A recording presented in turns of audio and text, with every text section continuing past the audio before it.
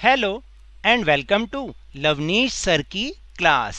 आज की ये शिक्षा निदेशालय राष्ट्रीय राजधानी क्षेत्र दिल्ली की वर्कशीट नंबर 67 जो कि क्लास 6 to 8 के स्टूडेंट्स के लिए है। हर बार की तरह इस बार भी वो आपको कुछ ना कुछ एक नई जानकारी देने वाली है। और यह किस बारे में है, चलिए जानते हैं मेरे साथ और समझने का प्रयास करते हैं। अरे, तुम सबने मधुमक्खियां तो देखी है ना, और मैं जानता हूँ बहुत बच्चों को काटी भी होंगी। काटने से बहुत दर्द होता है। चलो, दर्द तो होता है, लेकिन क्या तुम्हें पता है कि उनका हमारे जीवन में, हमारे इस पर्यावरण में कितना फायदा है? तो शुरू करते हैं मेरे साथ। हर रोज की तरह मैं पौधों को पानी दे रही थी कि अचानक बहुत सारी मधुमक्खियां उड़ने लगीं। ध्यान से देखने पर बड़े पौधों के बीच एक मधुमक्खी का छत्ता दिखाई दिया। उसे देखकर मैं बहुत खुश हुई, क्योंकि अभी तक सिर्फ किताबों में ही देखा था व पढ़ा था। और अब समझी कि किताबें पढ़ना कितना जरूरी है। आपके लिए भी बहुत जरूरी है, समझे?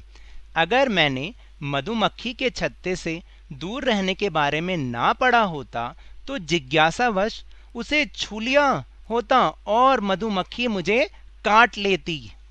तो यहाँ पर आप देखिए कि दो मधुमक्खी के छत्ते भी दिखाए गए हैं, देख रहे हैं? तो चलिए हम इसके बारे में और रुचिकर जानकारी प्राप्त करें।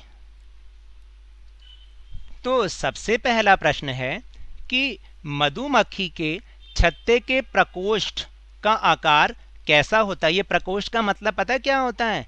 कि जो जिसमें वो इकट्ठा करती हैं अपने शहद को। यहाँ पर आपको नजर आ रहा है, ये देखिए, ये कैसा आकार होता है जो आपके गणित में भी होता है, रेखा गणित में। तो उत्तर है मधुमक्खियों के छत्ते का आकार षटकोणीय होता है। फिर दूसरा प्रश्न है कि मधुमक्खी के छत्ते में कौन सा पदार्थ होता है और वह हमारे लिए किस प्रकार लाभदायक है?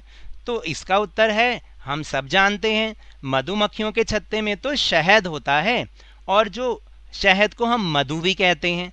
तो मधु का नियमित सेवन करने से हमें तपेदिक, अस्थमा, कब्जियत, कईयों को कॉन्स्टिपेशन की शिकायत होती है ना, खून की कमी और रक्तचाप यानी कि ब्लड प्रेशर जैसी बीमारी नहीं होती। फिर तीसरा प्रश्न है कि क्या आपको ज्ञात है कि मधुमक्खियां पर्यावरण की रक्षा में क्या महत्वपूर्ण भूमिका निभाती हैं? तो इसके बारे में जानकारी इकट्ठा कीजिए। तो जो मेरे को जानकारी मिली वो मैं आपके साथ शेयर कर रहा हूँ कि परागणकों के रूप में, परागणकों के मतलब शहद इकट्ठा करने वालों के रूप में, मधुमक्खियां पारिस्थितिकी तंत्र के हर पहलू में एक महत्वपूर्ण भूमिका निभाती हैं। वे पेड़ों, फूलों और अन्य पौधों के विकास में भी सहायता करती हैं, जो बड़े और छोटे जीवों के लिए भोजन और आश्रय के रूप में कार्य करते हैं। फिर उसके बाद है एक और प्रश्न कि मधुमक्खी के अलावा अन्य कौन से प्राणी पर्यावरण की रक्षा करते हैं, उसकी सूची बनानी है। तो बहुत सारे प्राणी हैं। देखिए, मधुमक्खी तो शक्तिशाली परागणक है। परागणक का मतलब शहद इकट्ठे करने वाली है, और वो फूलों से जो है परागण चूसती है, यानी शहद चूसती है, रस चूसती है उनका। गिलहरी पेड़ों को जड़ लेने में मदद करती है। हाथी अन्य प्रजातियों के लिए पानी का स्रोत बनाते हैं। पक्षी प्रकृति को संतुलित करते हैं। फिर कुछ सूक्ष्म जीव ऐसे भी हैं जैसे बैक्टीरिया, हमें पर्यावरण को साफ करने में मदद करते हैं। फिर कुछ कीड़े और केंचुए मिट्टी की उर्वरता बढ़ाकर मिट्टी की जैविक गुणवत्ता को बढ़ाने में भी मदद करते हैं, और इससे हमें कृषि में फ़ायदा होता है, खेती बाड़ी में बहुत फ़ायदा होता है।